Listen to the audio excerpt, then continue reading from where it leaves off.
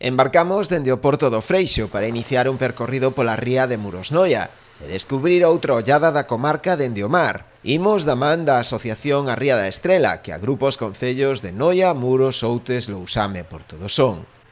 Con esta travesía marítima, a bordo do vello balandro Joaquín Vieta, preténdese dar a coñecer o rico patrimonio natural da zona, poñendo de paso tamén en valor o seu tecido industrial tradicional, vinculado á industria conserveira da carpintería de Ribeira. Paseamos aquí en este maravilloso balandro Joaquín Vieta, más que centenario, y según las condiciones de viento o de marea, pues nos dirigimos a una zona u otra. Hoy hemos visitado lo que llamamos Puertas del Atlántico, que es la boca de la ría, y hablamos un poquito más de pesca o antiguas fábricas de salazón.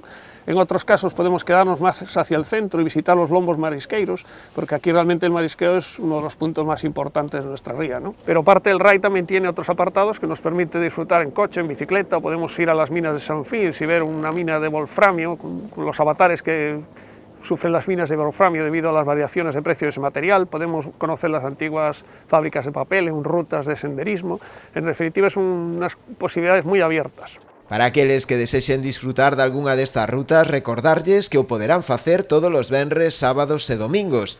A saída é ás 12 da mañá dende o Peirao do Freixo.